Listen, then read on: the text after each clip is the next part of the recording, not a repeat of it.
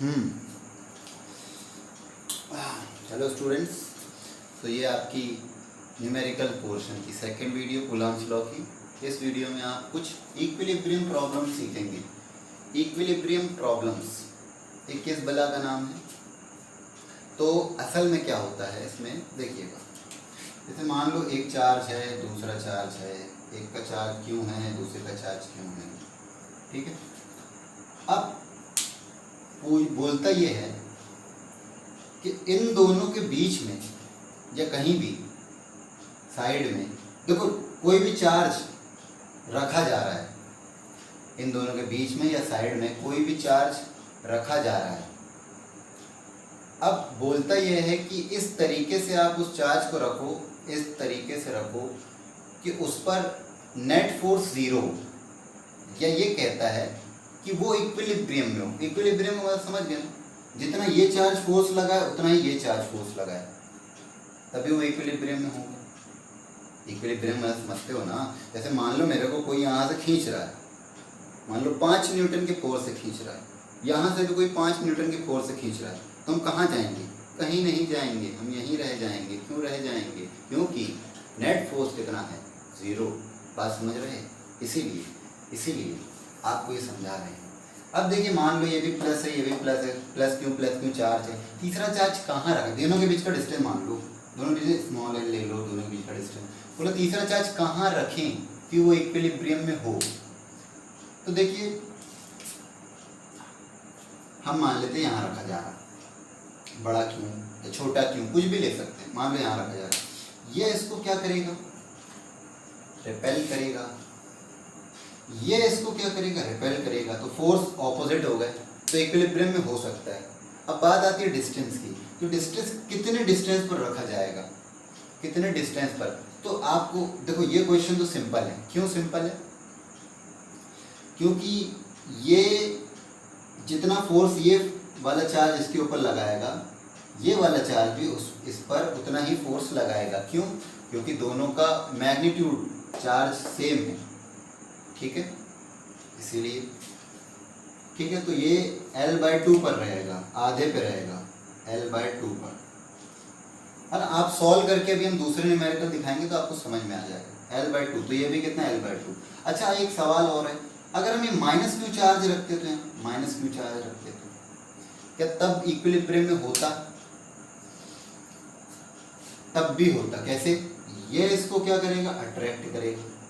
ये इसको क्या करेगा? अट्रैक्ट करेगा। तो दोनों अपोजिट, और क्योंकि मैग्नीट्यूड सेम है ना, चार्ज का मैग्नीट्यूड सेम है, तो ये भी L/2 पर ही रखा जाएगा। ठीक, इस तरीके से कुछ क्वेश्चन रहते हैं। हमेशा एक बात को आप याद रखना, ये जो चार्जेस रखे जा रहे हैं ये हमेशा अलोंग द लाइन ज्वाइनिंग रखेंगे। बात समझ? ऐसा नहीं कि हम चार्ज को यहाँ रख दिए, यहाँ रख दिए, घर ले गए, ऐसा नहीं। चार्ज को हमेशा along the line joining the two charges ही रखना है, चाहे साइड में ही क्यों ना रखें, लेकिन रखना है। चलो एक सवाल आपसे बोलते हैं, है ना। चलो ये सवाल है, जैसे एक सवाल है क्यों, और ये मान लो 4 क्यों है, ठीक है, क्यों है और ये 4 क्यों है। अब बोला है कि तीसरा चार्ज कहाँ रखा जाए, where should the third charge be placed so that it remains in equilibrium. ठीक है, जो बोला है उसको लिख लो, where should the third charge be placed so that it remains in equilibrium. तीसरा चार्ज कहाँ रखा जाए कि वो इक्विलिब्रियम में हो। तो पहली बात आपको बता दें कि जब भी सेम साइन के चार्जेस होंगे तो इक्विलिब्रियम दोनों के बीच में मिलेगा। नोट कर लें ये पॉइंट, जब भी सेम साइन के चार्जेस होंगे तो इक्विलिब्रियम दोनों के बीच में मिलेगा, और अगर दोनों के साइन ऑपोजिट हैं तो इक्विलिब्रियम साइड में मिलेगा। समझ गए? अभी हम वो क्वेश्चन भी कराएंगे और ये क्वेश्चन भी, है ना। साइड वाला थोड़ा सा भी आपको और अच्छे से समझाएंगे, फिलहाल ये समझिए। तो ये दोनों के बीच में देखो यहाँ पर कहीं रखा होगा चार्ज, क्यों, ठीक है। ज़्यादातर कंडीशन ये रखना, आप चार्ज को छोटे वाले चार्ज के पास रखना, छोटे वाले चार्ज के पास। अभी हम डिस्टेंस निकालेंगे, आप खुद समझ जाएंगे कि छोटे वाले के पास हम क्यों बोल रहे हैं। ठीक, तो फिलहाल हम रख रहे हैं छोटे वाले के पास, क्यों यहाँ पर रख दिया अपन ने। डिस्टेंस टोटल मान लो L है, क्या है, टोटल डिस्टेंस L है। ठीक, ये डिस्टेंस, अब पहले ये देख लो कि इक्विलिब्रियम हो सकते हैं कि नहीं हो सकते। ये इसको क्या करेगा, रिपेल करेगा, ये इसको क्या करेगा, रिपेल करेगा, तो इक्विलिब्रियम में हो सकते हैं। ऑपोजिट है ना, एक जन यहाँ से खींच रहा है, एक जन यहाँ से खींच रहा है, इक्विलिब्रियम हो सकते हैं। हाँ, इक्विलिब्रियम में कब नहीं हो सकते हैं, जब दोनों एक हाथ उसी तरफ खींचे मेरे को, तब हम रोकेंगे नहीं, तब हम उंगली की तरफ चले जाएंगे। जब, समझ रहे ना, तो ऑपोजिट होना चाहिए। अब इन दोनों के बीच का डिस्टेंस मान लो, इन दोनों के बीच का डिस्टेंस मान लो x, मान लो कितना, मान लो x। तो ये कितना बचा इन दोनों के बीच का, L माइनस एक्स। ठीक है ना, ठीक है। अरे यार इतना तो बस बच्चों से ही पूछ। इन दोनों के बीच में कूलम्ब लॉ लगाओ, क्या लगेगा, F1 कह लो, है ना, क्या लगेगा, K Q1 Q2 upon R square X square. इन दोनों के बीच में कूलम्ब लॉ लगाओ, बोलो, K Q1 Q2 upon R square. ठीक है, अब ये दोनों फोर्स बराबर होना चाहिए, इक्विलिब्रियम कंडीशन क्या है, बराबर होना, तो बराबर, तो F1 बराबर F2 कर दो। अरे कर दो, क्या होगा, K Q बड़ा Q upon x square equal to K बड़ा Q छोटा Q upon L minus x का होल स्क्वायर। K से K मरा, Q से Q मरा, Q से Q मरा, बचा कौन, 4 अपॉन L माइनस एक्स का होल स्क्वायर। ठीक है, अब बच्चे ये कर सकते हैं, तो 4x स्क्वायर बराबर आ गया L माइनस एक्स का होल स्क्वायर, है ना। स्क्वायर स्क्वायर नहीं खोलना, स्क्वायर रूट ले लो, दोनों तरफ क्या ले लो, स्क्वायर रूट। हाँ, प्लस माइनस लगता है स्क्वायर रूट लेने पर, हम प्लस बस ले रहे हैं, तो क्या आएगा ये 2x equals to L minus x, है ना। आप यहाँ बोलो प्लस माइनस लगाओ ना सर, मैथ्स का रूल, हमारी मर्जी, आप, हम प्लस बस लगा रहे हैं, आप माइनस लेके भी कर लेना, आंसर आएगा, बाद में उसको नेगलेक्ट कर देंगे। ठीक है, तो आपका x बराबर कितना आया, डायरेक्ट बताओ, अरे बोलो, L/3 आया। देखो x यहाँ आएगा, 3x हो जाएगा, अपॉन में चला जाएगा, x बराबर L/3 आया, मतलब L/3। अब पता चला हमने छोटे वाले के पास क्यों रखा था। देखो x कितना है, L/3, मतलब L का तिहाई गुना, मतलब 1/3 पार्ट, और ये मतलब एक पार्ट ये है, 2 पार्ट ये है, इसीलिए अब छोटे वाले के पास ही चार्ज को रखा करो, है ना। x बराबर L/3, आंसर आ गया, यही आंसर। ठीक है ना, ठीक है। अब ये L की जगह कोई वैल्यू दे सकता है, मान लो 5 मीटर दे दे, 10 मीटर दे दे, 8 मीटर दे दे, तो आपको L की जगह वो वैल्यू रख देना है, तो क्लियर, बहुत आसान है ना, कोई खास बात नहीं है। चलो अच्छे क्वेश्चन करते हैं, इसी का एक और क्वेश्चन करते हैं ना, इसको मिटा दे रहे। चलो अब देखो ऐसा क्वेश्चन, अभी हमने Q और 4 क्यों लिया था, अब -Q और -4 क्यों ले लोगे, तब भी आंसर यही आएगा। ठीक है, क्योंकि साइन सेम है, लेकिन हम अगर ऐसा लें, क्यों ले लो और इसको -4 क्यों ले लो। हाँ, ये क्वेश्चन को समझना, ऑपोजिट साइन है, जब ऑपोजिट साइन है, ऑपोजिट साइन है तो कहानी थोड़ा सा चेंज हो जाएगी, देखना कैसे।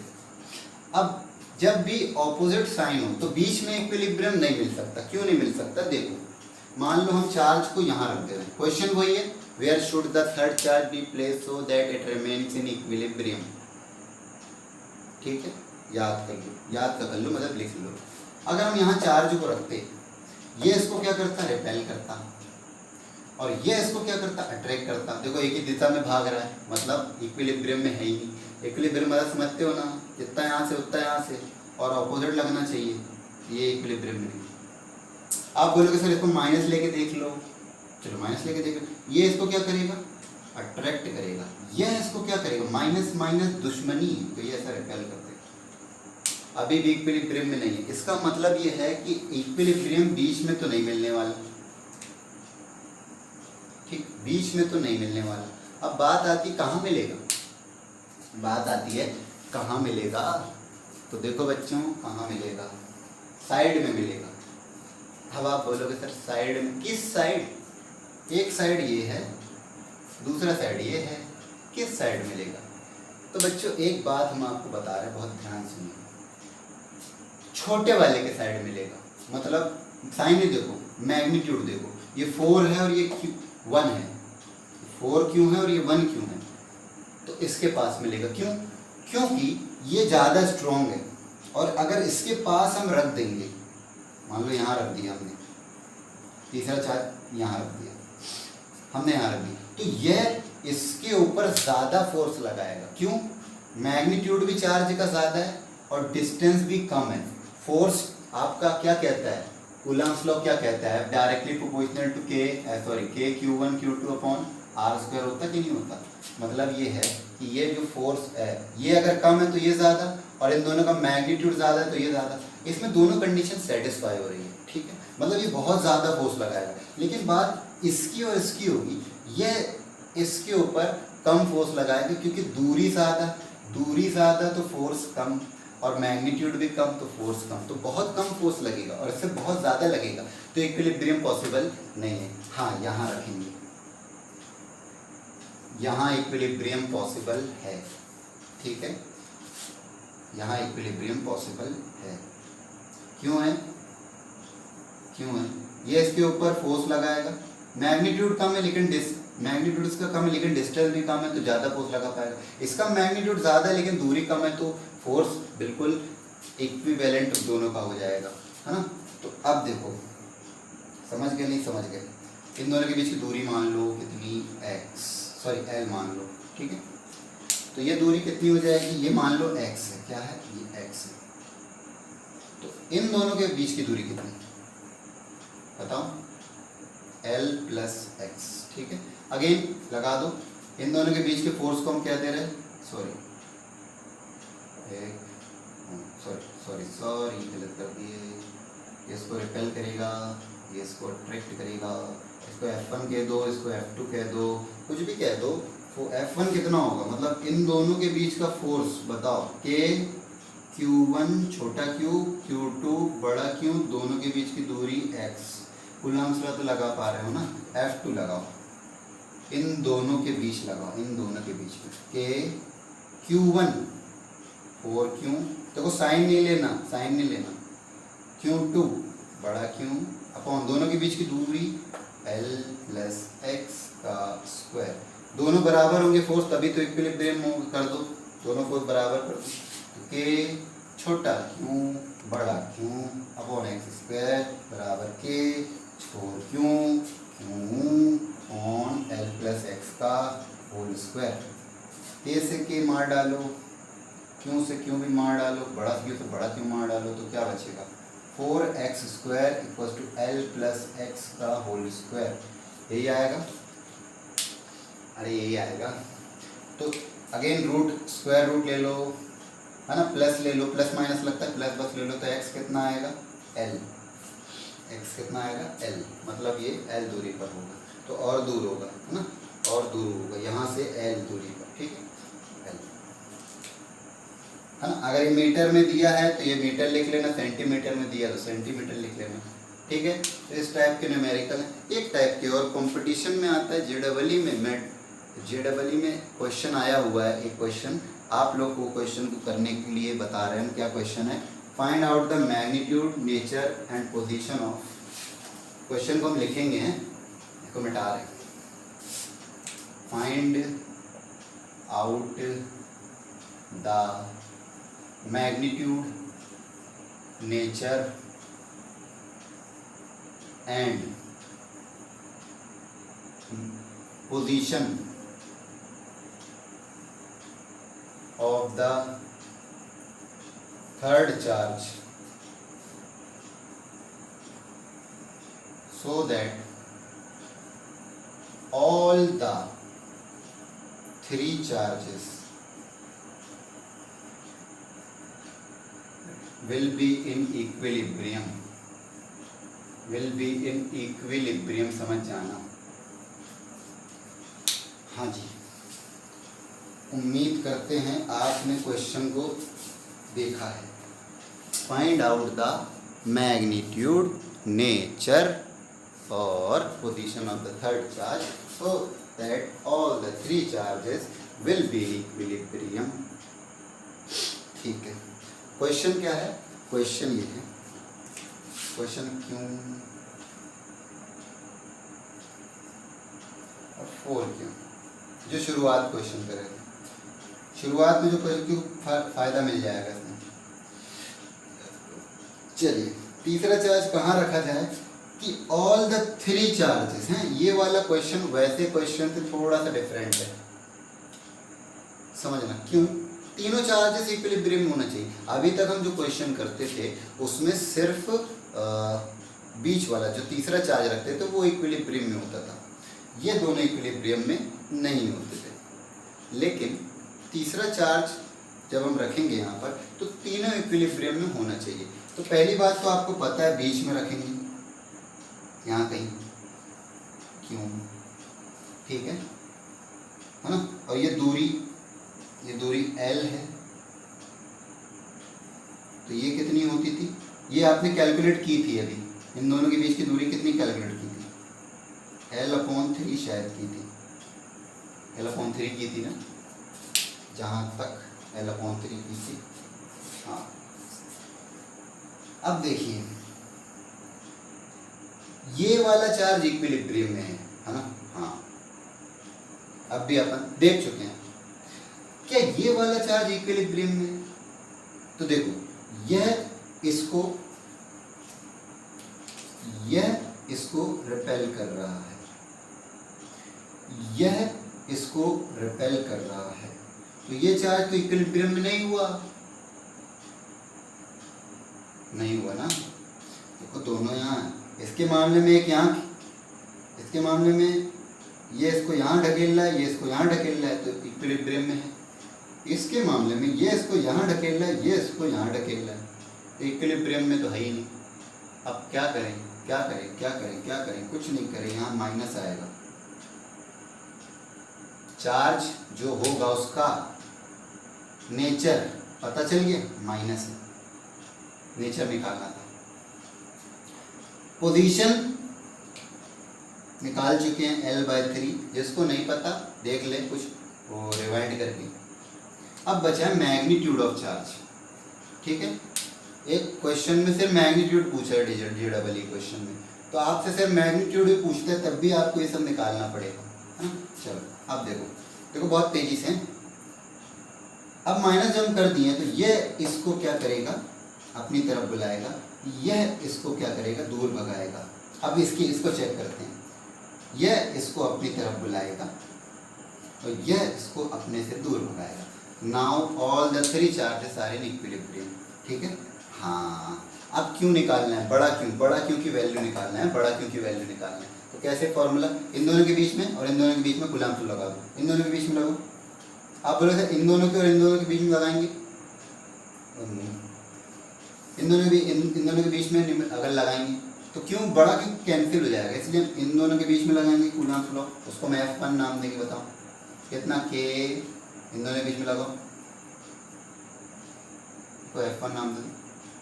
अरे नहीं दो, यहाँ लिख दो Q1 छोटा Q, Q2 बड़ा Q, साइन नहीं लेना, अपॉन R² मतलब